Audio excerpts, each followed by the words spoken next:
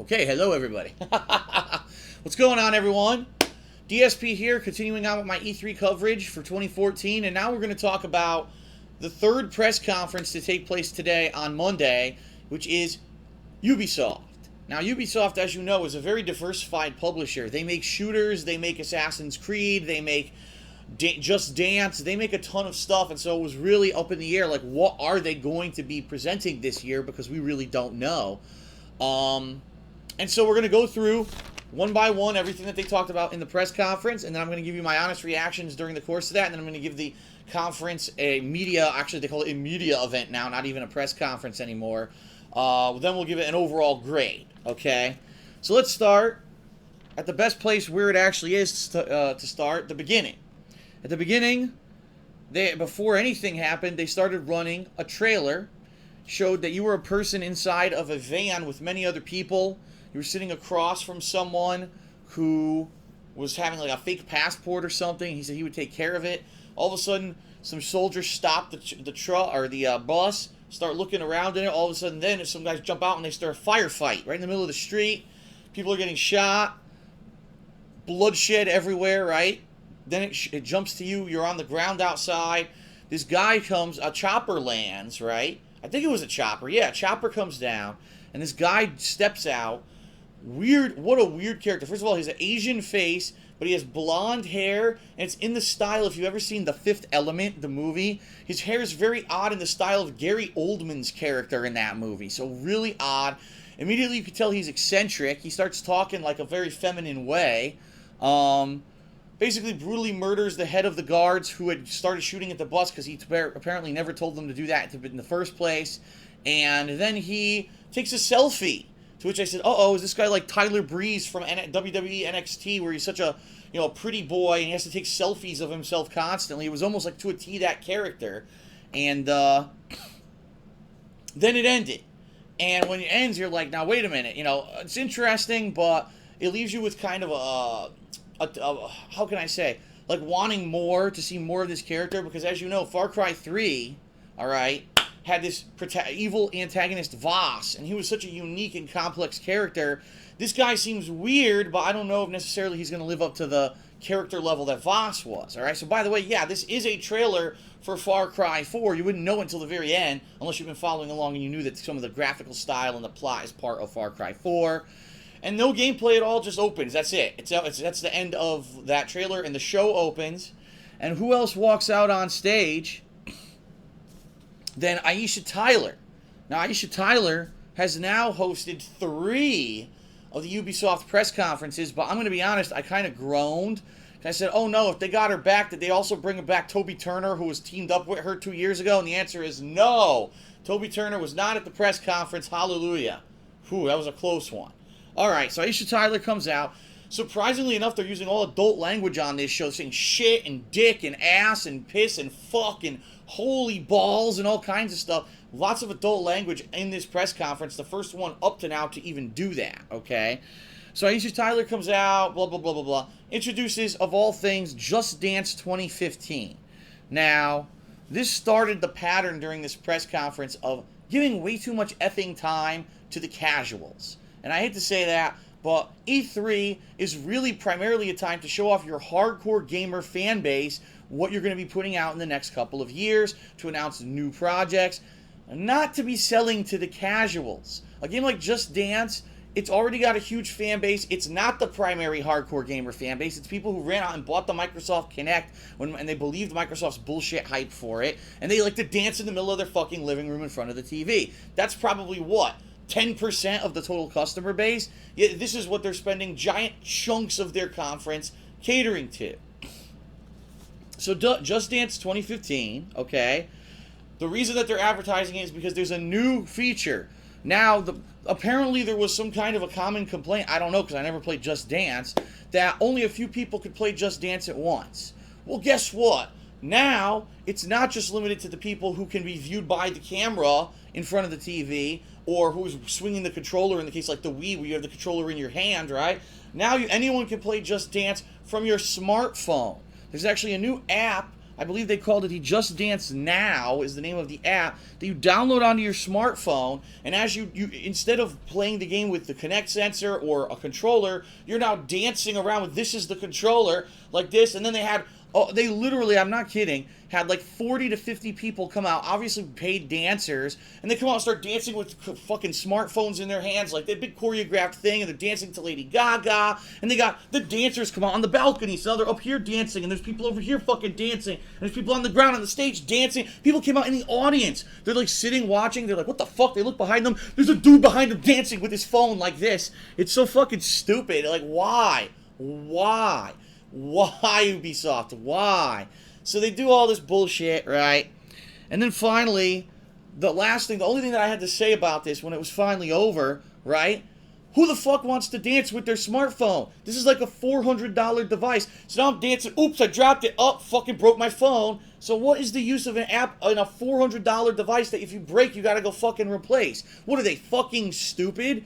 Okay, I broke my Wiimote. Oh, darn, I gotta go spend another $30, right? Versus $400. It's the most asinine concept ever. They're a bunch of fucking idiots, and you can tell they did zero market research to find out if anyone would want to dance with a smartphone in their fucking hands. They're idiots. My God, so dumb. Okay. So after that atrocity was over, up next, The Division. Now, we already saw some The Division gameplay earlier in the day at a previous press conference. This time, they decided to focus on the narrative and the story of the game. The fact that the game is set in New York City, it's supposed to be an apocalyptic, futuristic state where something happened that we don't know what it was, but there was basically order was overthrown. There's no more, it doesn't seem to be any police or military presence anymore, and it really does seem like the people have kind of been thrown to the wolves. They have to survive for themselves. There's people out there who are out to kill you and steal your stuff. And almost like through martial law everywhere, everyone just does whatever they want. And so it focuses on this guy who I guess his family must have died, his wife and his daughter or whatever, and he's by himself, and he's at the end, he's like crawling through the street all bleeding, and this group, who I guess is supposed to be the protagonists of the story, The Division, walk up to him. It's a group of like 4 people who are all teaming up to do good deeds. They pull him up, they try to protect him. All of a sudden, these guys that were chasing the guy, looks like they were maybe going to mug him or kill him. They kind of turn around and walk away. But then this new group comes up of guys in gas masks. One of them is a giant fucking blowtorch. A big truck pulls up with multiple reinforcements. And basically the Division get into position to fight off these guys, and that's the end of the trailer. Now, the good thing about this trailer is that we didn't even really have any kind of a concrete narrative yet about this game. We didn't know where it was coming from. By the way, it is a Tom Clancy game. It's Tom Clancy's The Division. So apparently it has a good narrative and story written by Tom Clancy behind it. That's great. But what I have to think about is this. Is this going to come into play at all when you actually buy the game? Because from all the gameplay I've seen, it looks like it's cooperative multiplayer, right? So when does the story come into play? Is it going to be a game where it's like you have cutscenes between stuff? Or is it going to be all online multiplayer? It's a very confusing concept right now. And I don't think that anyone's really clarified. Is it single player and multiplayer? Or is the whole game's campaign multiplayer? How does this work? And we don't know yet because guess what? There was no gameplay shown. It was just this trailer and that was it. So it is what it is. A little bit more snippet. If you're interested in The Division, you get a little bit more information out of it. I don't know how much it did to sell the game. Okay, up next, The Crew, which we have not heard much about this game in almost a year now, right? So they showed it off last year. This year they decided to elaborate on what this game is going to be. They said that you will be able to drive coast to coast with no loading. To which I say, so what, 75% of that you're just sitting in traffic, honking your horn, cooking in the sun? Or no, obviously what is going to be very unrealistic. You're able to drive on highways with no fucking traffic, or else how would you get coast to coast, right? It's very silly.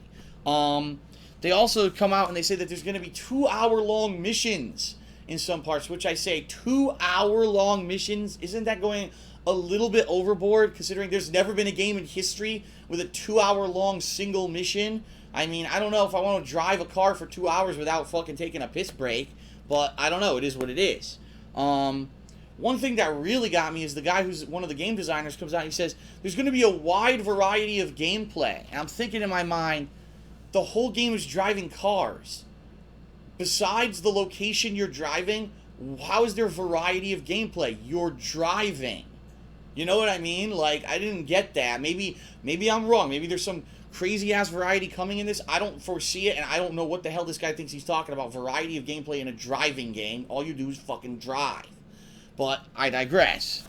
Okay. And then finally, the last note was that there will be a closed beta for the game on July 23rd, and you can go to thecrewgame.com right now and register for it. I tried, and of course, immediately when I tried to do that, the website wouldn't load. I don't know why they do that. Why do live announcements like that when you know everyone's going to try to do it at once and crash the fucking thing? And that's exactly what happened. The whole website crashed, and no one could get the beta. So I don't know if it's up now. Probably is, but whatever. Okay, up next, Assassin's Creed Unity. They start with tons of CGI, where they show all, CGI intro, over dramatic. The good news is they actually do get to real gameplay, although they pull one of those silly things. So, Joe is going to come up on the stage, he's going to play for you. And of course, he's standing there, pretending like he's playing. You can tell the whole thing's pre-rendered. He's not actually playing the game. It's very silly why they do this. Why do you have to stage like someone is really playing it? Forget that bullshit. Just fucking go ahead and play what you gotta play. Okay? Ubisoft is infamous for this. 2 years ago with Watch Dogs, what most people don't know is that when they did that at E3, no, that was all fake. It was all pre-rendered cutscene, and it had nothing to do with actual someone playing it on the fly. Very silly. So anyway, they start playing the game, and they do reveal, yes, I had a question about this earlier today when they were talking about Assassin's Creed Unity and other press conferences.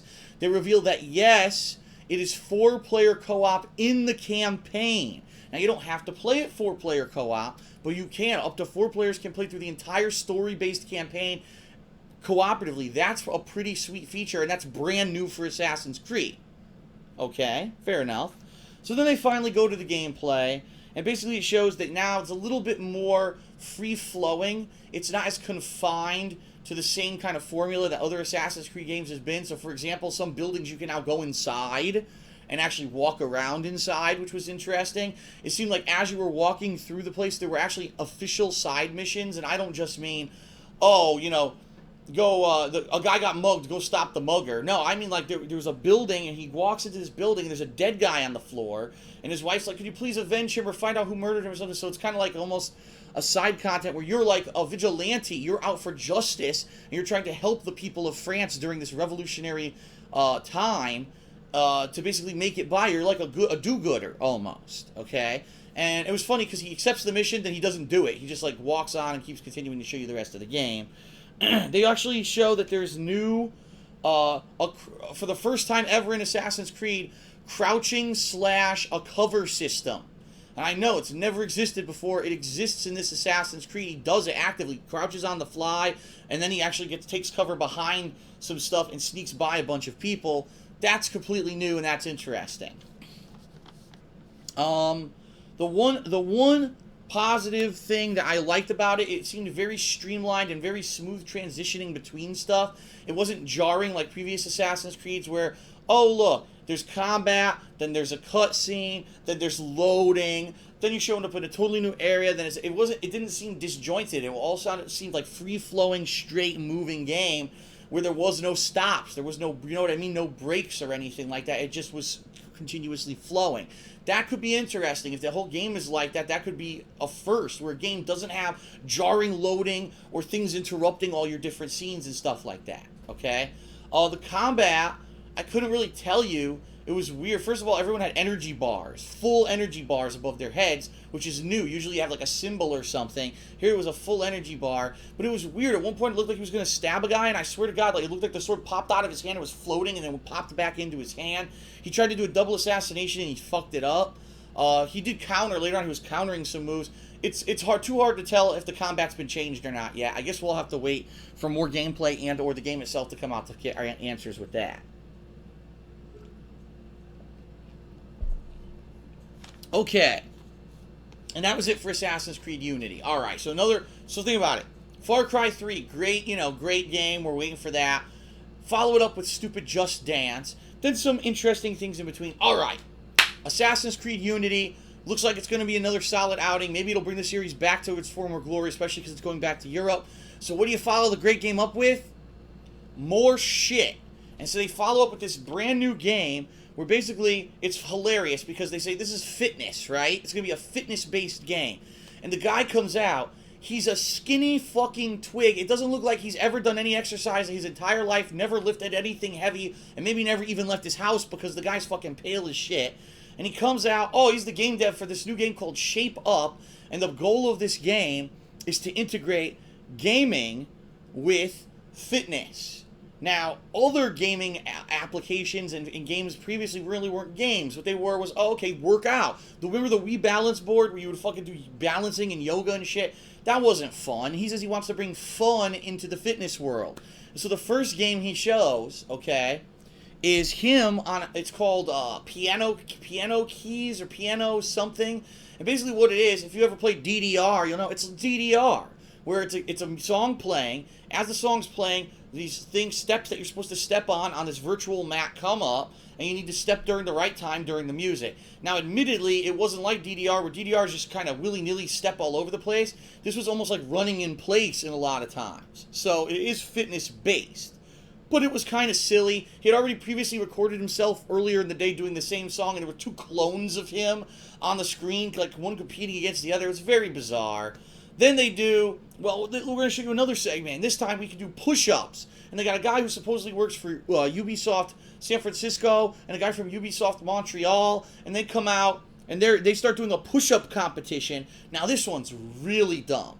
Because if you're doing a push-up, okay, if you strain yourself to look up at the TV, you're actually hindering your own exercise. When you're doing a push-up, you're supposed to be in a push-up position, focusing on the exercise. Not, oh, what's on the TV? So as they're doing this, the TV has things going on. It turned like there was a tank, there was a whale, there was a giant, like a fucking Easter Island statue head. And it's like so distracting. Just fucking, if you're gonna do push-ups, just do push-ups, right? But again, the game's trying to disguise exercise as a game. Okay? Okay, sure. So this is what it was. They did push-ups. One guy won the contest. Big deal. It was stupid. Again, this is not your core audience. When you're at E3, it's the time to present the games that you're going to try to sell to your core audience for the next year. Not, here's a crappy fitness game that is a niche audience that maybe some people will buy. No, who cares about Shape Up? It was a complete waste of time, and I hate to say it, but those things, Just Dance and Shape Up, probably were almost like 20 to 25 minutes of the conference. I'm not kidding. They took up that much time. Okay, so then next they show this game called Valiant Hearts, which is based on the it's the Ubisoft art engine. It's the same game engine that Rayman Legends and also recently Child of Light was made. So you know the visual appeal. It's going to look good. Only this is a much different game. It's not fantasy or whimsical at all. It's based on World War I. And they said they're actually teaming up with this upcoming documentary on like the Soldier Channel or something. I don't know what it was. Where they're going to have actual war documentary photos and stuff. And my God, this was the most depressing announcement trailer I've ever seen. So it's like some guy writing a letter stating that people are going to do amazing things and sacrifice their lives to save the world and so the world can go on to be a better place, but I can't say these things to you in person because I'm gone. I was like, what the fuck? And you find out what it is. It's probably the letter that you write and you keep on your person in war. If you die, they send that to your family or whatever. You find out the person who's talking is dead, and a dog walks up and lays on his fucking grave and starts crying, and everyone's like, what the fuck is this, man? What a downer. What a fucking downer of a game. Not to say it's going to be a bad game, but everyone was so depressed, people crying and everything. Oh my God. Wow, that's really going to get people excited for your press conference. Okay. And then to close the show, they presented a totally new game that they had never ever presented before. They don't tell you what the name of it is until the end, so I won't spoil. I'll describe the game and what you saw, and then I'll tell you what it's named. So you see a house, okay? A house. And inside the house there's a drone driving through it. And the drone can see that there's like 3 terrorists, and there's a girl who I guess is the hostage in the house. You can hear someone talking, supposedly the person controlling the drone, and talking to his teammates almost online, saying, oh, here's where they are, here's what I see, blah, blah, blah, blah, blah. And they're like, okay, thanks for telling us, Roger, blah, blah. Then they plan, where are we going to come in? Let's go in this window. So they airdrop in on top of the house, they rappel down, and they burst in. So they basically, what do they call that? Breach. They breach the window. As they breach, there's a big firefight, a couple people die, and then they're like, okay, now we have to figure out how to get down to this hostage or whatever. Unfortunately, there's a second wave of enemies that spawn and move in and start attacking. From what I can see, and I couldn't confirm 100%, but it looks like it's class-based gameplay, similar to, say, any of those games where you have a class-based loadout. I'm thinking Star Wars Battlefront, I'm thinking Team Fortress 2, have different classes that you can select, but it is a first-person shooter. Let me clarify that. It is first-person gameplay. So, there's guys with a big shield, there's a guy who can build, it looks like defenses, so you can put, like, you know, more extra defense on a door, or you can maybe put a turret or something down. It's not 100% clear, but you can see people building defenses and stuff. And so there's the team that penetrated or breached is now looking to save this hostage. They work their way through the house. Eventually, the terrorists retreat to the basement. And as they retreat to the basement, they say, well, how are we going to do this? Because there's only one door to the basement, and they're guarding it. They're standing right there waiting for us. So the guy says, I'm going to penetrate and breach from other directions. So he actually goes to the second floor, blows out a wall into the living room, walks into the living room, which is directly above them, puts down an explosion, boom, he blows the ceiling out. So now they're distracted. As they're looking up, the guys come in the door, shoot them from there, and the guy jumps down from the middle or top floor and shoots them coming down, and they end up killing all the terrorists. They grab the hostage, and then they're basically on their way to evacuate the hostage, okay? There's an interesting thing with light mechanics. There was actually one hallway where there was a guy who was kind of in darkness shooting at them, and you could hear one of the teammates say, shoot out the window so I could see easier. They did. The window was, like, covered. They shot the window. Light started coming through the bullet holes, and you could see the guy, and then they shot the guy. So that might be a unique new mechanic, the light and darkness mechanic that's going to be part of the shooter, okay? So then, finally, after all of this, right? Oh, by the way, I did forget one thing. I do want to mention that Valiant Hearts, the game that I mentioned, Valiant Hearts The Great War, is coming out on June 25th. Sorry about that. I forgot to mention that date. Okay, and then finally, at the very end of this whole thing, oh, and you know what? I forgot to also mention Far Cry 4 coming out on November 18th. Sorry, I didn't mention any of the date. I wrote all the dates down, and I didn't fucking read any of them. Sorry about that. Okay, so after all this, the final thing... Then they reveal it's Rainbow Six, but it's called Rainbow Six Siege. A brand new IP, even though it's part of the Rainbow Six franchise. It's a new IP. Who knows what it's, you know, is this the whole game like this? Is there a campaign to it, or is it just multiplayer? Unclear, but this was the debut of it. And that was it. Then they ended the press conference. And, you know, I mean, I'm going to be honest with you guys. I think it was very disappointing. I think that Ubisoft, I thought they would have had more up their sleeve than having to spend almost half of their press conference talking about a dance game and a fitness game, right? A lot of the games, they didn't even show gameplay. I mean, The Division, nice, but where's the gameplay? They showed it at a different press conference. Why not your own? Far Cry 4 as well, no gameplay. So we don't know what's changed or anything. All we know is a little bit of the story. And the positives of the press conference definitely were that Assassin's Creed Unity finally being able to see how it's going to be more of a free-flowing world, and side content's going to appear around you, side missions and stuff that you could choose to do or skip depending on how you play. That was really neat. I did actually think that the Rainbow Six Siege looked interesting to me, although what it reminded me of, again, one of these team-based cooperative gameplay things where there's objective-based, but it's more realistic. It seems like if you could blow up every wall, right? If it looks like a realistic shooter, Rainbow Six is a very realistic shooter. It could be good. So that one I kind of had. But I'll be honest, there was no major real announcement in this entire press conference, and the games that they focused on really kind of deflated you. I mean, Far Cry 4, great. Just Dance, terrible. The Division with no gameplay, okay. The Crew is going to be a niche audience, whoever cares about driving. Assassin's Creed Unity, that was great. Shape Up, completely worthless. Valiant Hearts doesn't really show the game and depresses the fuck out of you. And then a new game that's uncertain if it's going to be any good.